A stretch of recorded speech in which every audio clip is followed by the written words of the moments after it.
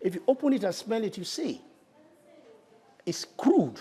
That's what we're drinking. This water was taken from the tap. He's travelled to Britain because he's given up all hope of justice in his native Nigeria. This is the king of the Ogale people in the Niger Delta, and he says their drinking water's contaminated by oil from old pipelines owned by Royal Dutch Shell. We see strange skin diseases.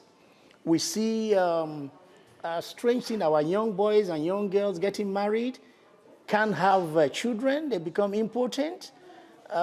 Strange diseases like cancer. You know, we're wondering what is happening. The 40,000-strong Ogale community live in the Ogoniland region, which has been devastated by successive oil spills. They and another group, the Bile community, want Shell to start paying for a major cleanup, something recommended in a report by the United Nations Environment Programme 5 years ago. Shell, with its headquarters in London, will argue that the case should be heard in Nigeria, as it involves its Nigerian subsidiary, SPDC. The claimants say Shell knows that could take decades in a system racked with delays and corruption. If a parent company is calling the shots, it's making the big decisions, it's actually ultimately responsible for what's going wrong in Africa or Latin America or the Middle East, then surely it should be held to account.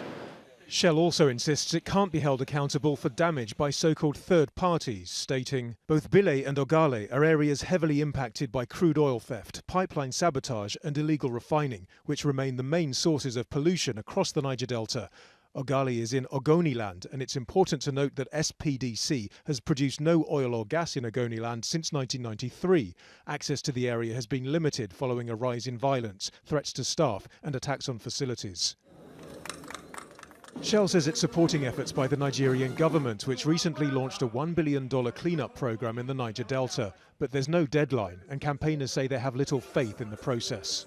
This is far from the first case of its kind. In early 2015, Shell agreed to pay around 15,000 Nigerian fishermen from another community more than $3,000 each in compensation for the impact of oil spills on their livelihoods. So the claimants here hope they can get a similar outcome. The judgment on whether the new cases can be brought here is expected sometime next year. Nadeem Barber, Al Jazeera, London.